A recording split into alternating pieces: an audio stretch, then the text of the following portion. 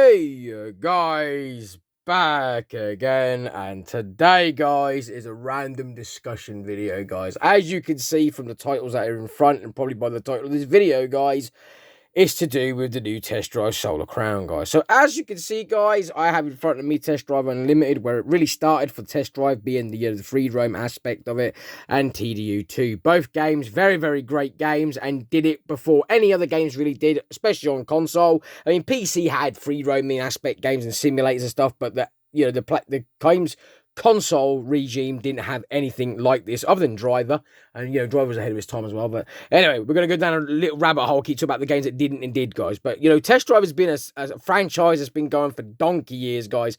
I even think that they had a game that was similar to it on the Mega Drive called Hard Driven. But Test Drive has been around for donkey years. PS1, even before then, guys, it's been a staple in multiple ways. But we'll talk about these games because this is where the free roam aspect came into these games. So, guys, as you may or may not know, if you were around when I was around, guys, Test Drive Unlimited was an amazing game, absolutely great. It did have a few flaws, but back when it first came out, guys, this game was amazing. I mean, obviously, this one, I'm showing the second one, was absolutely amazing. I loved this game. I actually did originally play it on the Xbox 360, and I loved it, guys. I absolutely loved it. It was really fun going around, and when the servers were open, it was really fun. You got the odd car basher here and there, but it was great. It had more bikes, exotic cars, all this massive map, of Hawaii to go around. And then, not long after that, we finally get, in 2011, Test Drive Unlimited 2. And again, guys, absolutely amazing. Not did they just expand on it, we got more. We got a little bit less than the bikes were taken out of the game and put back in as DLC, but they gave us 2 maps. The game was amazing. It was fun. It was great. And, you had all these different things and it stood out. It weren't like some people are saying, is it like Test Drive? Is Test Drive Unlimited like Forza Horizon? And no, because Forza Horizon takes a great idea and really does a good job with it. I love the Forza Horizon games altogether, guys. I do. I've got them all and I really do enjoy them. But Test Drive put you behind the wheel of cars you would not normally see, just sports cars, just exotics, like you're living the rich lifestyle, but all the features worked, the indicators, the windows, the roofs and all that. It made it great. The online-offline ratio was perfect because sometimes I wanted to go online and play with people, and then sometimes I just did not want to. I wanted to do my own thing. Now the servers are off on these games. I play them even more now than I did when they were online, guys. But I put hundreds and hundreds of hours into both of these games, guys, and I still go back and I play them now. I enjoy them. That's where we get to today's Solar Crown, guys. I've been watching and listening because they chop and they change and they keep doing things and keep holding the game back. But let's go back to where we was all dreaming, guys, right? So Test Drive Unlimited 2, great game, and after a while I was all thinking, wonder when we're gonna get Test Drive Unlimited 3. But obviously we heard the news that the developer of this, not Atari, but Eden and all that lot, they gave up. They did shut doors and that lot. They basically shut the doors on this franchise. It was gone, and the development of TDU3 came to a grounding halt and nothing was ever heard anymore. So we all thought, great, we're not going to get another Test Drive Unlimited game, which sucks because they were great games. But then obviously Forza Horizon came into the equation and kind of supplemented the void that was missing with the Test Drive games, guys. But then moving forward, guys, from the ashes, like 20 years is what it felt, guys. It's about 10 years or more. But then we finally get this trailer out of nowhere, guys, where just some random people in like fancy gloves showing you like badges of cars like Aston Martin and Range Rover, and they're gold and this, that, and the other. And they put these keys in a bowl and that lot. And then it says Test Drive Solar Crown. And we was all like, fucking yes! Cannot wait. And it went dead. Again, it went quiet for years, guys. Years. And then about 3 more years later, we finally get the confirmation that Test Drive Solar Crown is in the works, and there's a big developer taking it on, and it was I think it's Big Ben taking it on or something like that anyway.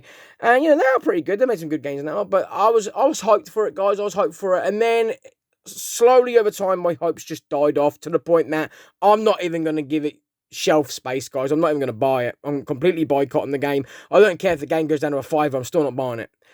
This game is going to be a massive flop, guys. It really, really is, because they've took everything that we love about the Test Drive Unlimited franchise and they've shit all over it, and they're trying to say it's Test Drive Unlimited when it's not, guys. It is not. Test Drive Solar Crown is a standalone game, and they just put the Test Drive branding on it to sell it. Firstly, guys, I watched someone today and they did a gameplay on it, and he said that it is required for online at all times. It needs the internet at all times, and that already is a massive turn off for me. I don't want to play the game. No, fuck that. Can't be asked. If I can't pay all that much money for a game and play it on my own, I don't want to play it, guys. I mean, everyone always goes straight to the route of, like I said, they always go down the route of, oh, man, you got no friends. What are you, 5? Like, is that what you really think? Like, oh, no, I'm not going to buy this game because I haven't got no more than 12 friends playing it. It's called common sense. I mean, if 550,000 of your friends jumped off a cliff, would you do it? No need to answer that one, because probably you already found that answer out. You'll be at the bottom with them. But the point is this, guys, right? You understand my point. It's online only. They've then said that there's no cross-play, guys. That means everybody buying the game on PC and Xbox can't play with people on PlayStation. That means you're only going to be playing with people that's directly on the PlayStation or directly on Xbox or PC, and etc., etc. That is a massive flop, because the game ain't going to sell that well, because there's so much that people loved about TDU that ain't in this, guys. You can't buy properties. You got to stay in a hotel. There's only 6 fucking garage spaces. I mean, don't get me wrong, right? When you started off in Test Drive, you were a pauper. You started off with a caravan and 1 fucking space, and you had to work your ass up to have a mansion at the end of it with 12 space garage, and it was great. It was fun. It was awesome. You know, it was a flex. It was like, look at me, you know, and it was the same then. It weren't all about transactions. It was about doing the game. And they did have DLC, yes, but you still didn't get the DLC given to you for free. Once you bought the DLC, you still had to work your ass off to buy the car out the dealership. I like that. I thought that was good. I thought that was fucking awesome. And they've said that there's not going to be any transactions in this game. But that's not a problem to me. I love that fact. That's great. That's 10. That's what a game should be. You pay all that money, you should have to work your ass off to get what you need in the game. That's great. I'm not... No qualms there from me. I like that. But, like, the game requires online connection at all times just to play it. You've not got no cross-play, which means in the first month, that game is going to be dead. Your original fan base from the lovers of Test Drive Unlimited and Test Drive Unlimited 2 ain't going to be coming back to it, because you're going to get people that's going to come into it and they're going to be like, no, that is not Test Drive Unlimited, and they're going to walk.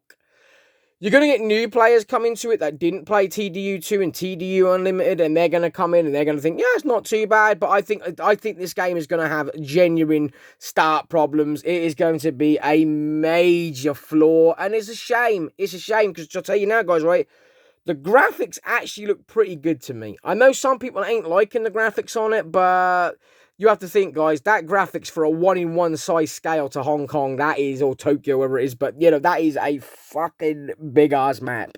And they put it in, the road sizes and all that, and all the lights, all the buildings, all the cars, and all the things that you can do. So I'm not gonna, you know, shit on the graphics too much, because it is actually looking pretty good. Cars sound a bit shite, but that's to interpret it from yourself, you know. If you think it's good enough, it's good enough. But for me, guys, the nail in the coffin was the online only for me. I don't care. Some people are saying they're going to add an offline later. I don't care. That should have been the start of the game. They should be saying, we're thinking about adding multiplayer into it later. Not single player. Not the fucking thing it does. It takes you on your own to go and buy the fucking game. So you're buying the game just to play with other people. This is the bit I don't understand, guys, right? You understand it in other ways. Put that context into other things, guys. Like, would you go, oh, I didn't mind that loaf of bread because there's not enough slices for the whole world? No! You care about yourself, not being selfish or nasty, but you do. When you go out, you buy something. When you go in the shop and you buy yourself a meal deal because you're hungry at lunchtime, you don't go, my colleagues won't like me eating salmon because I'll have smelly breath all day. If you wanted salmon, you're going to buy salmon. If you want a fucking cheeseburger, you buy a cheeseburger. You won't buy it because it's not going to fucking quote-unquote be for everyone else. So this is what I'm saying, guys. Why are they making games all about online requirements, all in the internet connections all fucking time, just so that they can go, well, so you can play with others. We don't want to play with others. Well, point of when we go home and turn a game on is to get away from the fucking people outside. Oh, I tell you guys, people don't understand what gaming is, right? It's a hobby. It's fun. It is something that is supposed to bring everybody together in different ways. And it doesn't mean you bring everyone together by sticking 1,000 people in your living room because you've got the internet and everyone's playing the same game. It's nice to have an option, guys. I play Forza Horizon 4 and 5 a lot longer and a lot more than I probably should. You know, it's an unhealthy amount of hours I put into them games, guys. I enjoy it. I enjoy it, guys. It's not always the sound of the cars either. Sometimes I'm having an anxiety day or whatever. I'm not feeling great, guys. I'll just put some music on in my headphones. I'll have the sound of the TV turned off. And I'll just go around drifting, guys. Collecting up all the little points so I can add, like, car mystery points to all my cars and stuff, guys. I do that for hours, guys. Absolutely hours. I enjoy it. I mean, I can sit there and blow 8 hours on there, and that's fine. It's fine. It's fun. It's fun. I didn't get bored. I weren't being bashed by someone else. And then occasionally I'll go back online and I'll do Forza Horizon Live, or, you know, I'll hang out with some people in a convoy and that lot, and then I'll get bored and I'll turn it all off. That's the beauty of it. There's an option. It's like, fucking hell, I'm not just surrounded in the way I want to do it. I can play the game I want to play the way I want to play it. And that's my point, guys. See, this video isn't meant so much a rant as it is to explain to people why this game's going to flop, right? Look at Motorfest, the Crew Motorfest, right?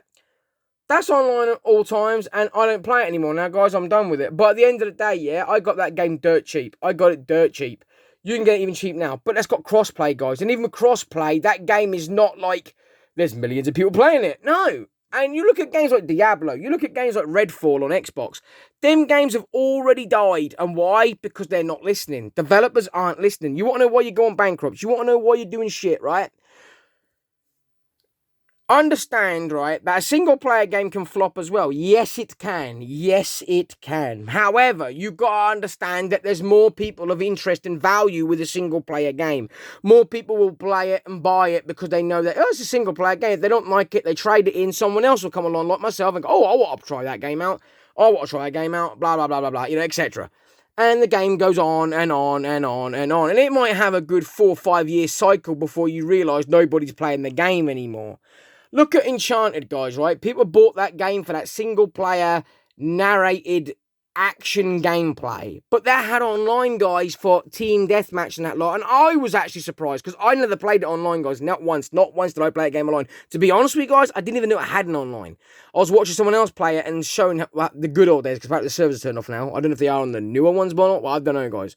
But I never even knew it had an online mode, guys. I never even checked it out. Why? Because I bought them games for that Tomb Raider action movie, Indiana Jones, James Bond style of gameplay, you know what I'm saying? And that's what I wanted to do with Test Drive, guys. I just wanted to chill, drive around, you know, with my steering wheel and pedals and that, guys, and just drive around the fucking maps, enjoying it, having fun, then, you know, getting a bit serious again, then doing some races. You know, I'd understand if the casino was online to bet and that lot, because fair enough, you know, have some things locked under online, but do not put the entire game requiring the internet to have to play it in updates and patches. If you can't bring your game out like this, on disc, and you can't bring it out without it having to have a day launch patch and this, that, and the other. All that says to me about your company is you're greedy.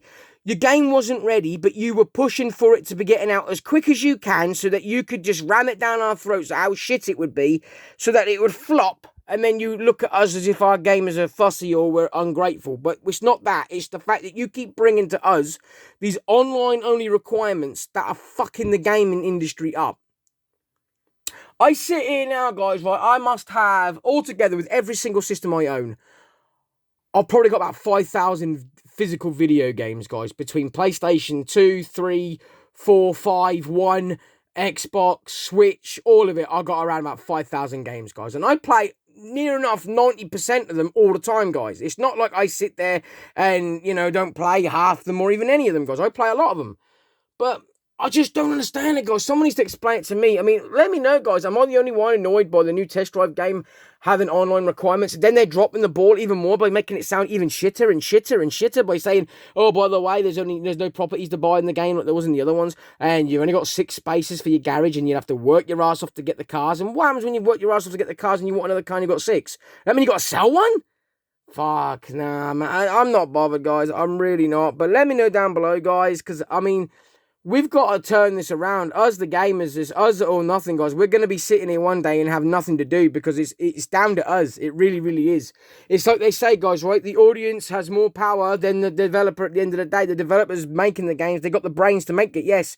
But we're the ones at the end of the day that's saying if we like it or we don't like it. And if we're going to go out and spend £60 on a game that requires internet for another £18 a month, then to pay another £12 a month for the fucking Plus just to play it to get called your shit at the game or rammed or bashed or whatever else they're going to fucking do in the game, or even come to the screen and it says servers are unavailable at the moment, and then 10 years from now, even if it makes that long, and they say, sorry, we're shutting the servers down, what's the point, guys? Tell me that. And someone going to have a hope, they're like, well, I have hope that they'll bring a patch in to bring a single player. What? Why are you accepting that shit? Why did they not bring it day on launch? That should have been the #1 basis of the game. We're making a new test drive game. What's the one thing we need? Single fucking player. Yes, we do. No, we need it online. Why? PlayStation 3 didn't have all these online requirements. Don't get me wrong, they had about 3 games, and guess what? They flopped. Like Mag. What happened to Mag, guys? Fucking dead. And that died quite early on. Same with fucking Star fucking Hawk and all them lot. You know what I'm saying? And at the end of the day, it's not so much I'm giving a rant, guys, as it is I'm giving my opinion and explaining to people, it's now or never, guys. We've got to literally speak up for the gaming industry, because if we don't, guys, we're going to lose it. We really are going to lose it. Xbox now are saying they're done with the consoles and they're going to go with a more digital-based thing where it's like a subscription to like Netflix where you can just play games. And I keep saying to people, guys, that's fantastic. That's great. That's awesome. All these latest games. Look, the new Call of Duty Black Ops 6 is going to be on Xbox from day launch as long as you've got Game Pass. Yeah, that's fantastic. But understand this point, guys. What if you really like Black Ops 6? What if you really like it? And then Xbox, 3 years from Black Ops 6 coming out, says we're going to remove Black Ops 6 now because there's not enough room for us to put any more games on. You go, I want to buy it. Oh, it doesn't have a physical disc drive. You've got to buy it digitally. Are you still going to go and pay £80 then for a digital game? I'm out the market when it goes digital, guys. I really, really am. I mean, that's why I've never bought an Oculus Rift and that lot. And I know people that own an Oculus Rift and a Meta Quest.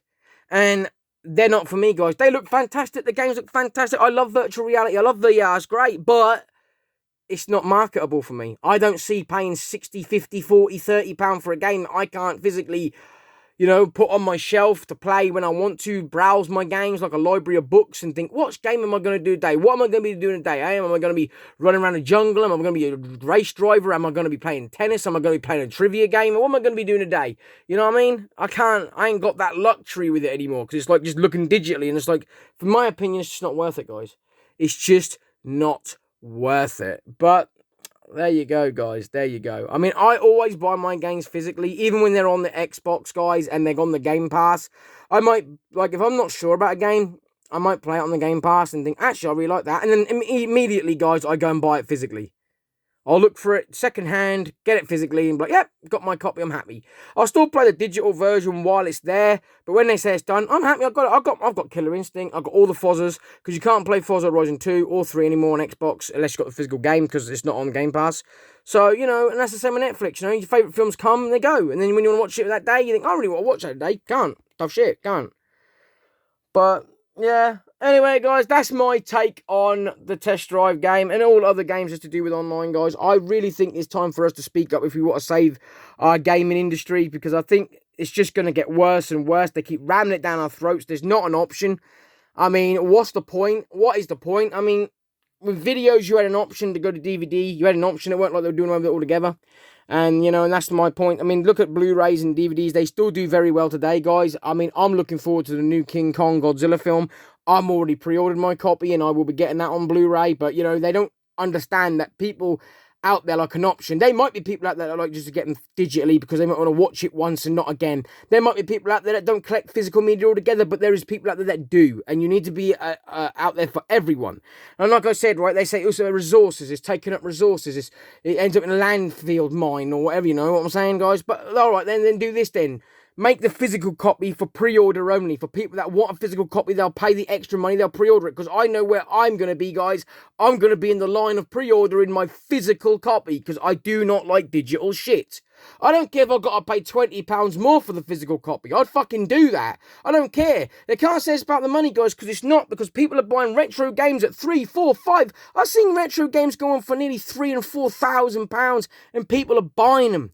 People are buying retro kiddie toys from their childhood, and they're paying fucking upwards of $700, $800, £800, £900 even. You know what I mean? It's ridiculous. You cannot turn around and state it's because it's a niche market of people dropping off. They're not dropping off. You're dropping games that's online only that people aren't interested in buying.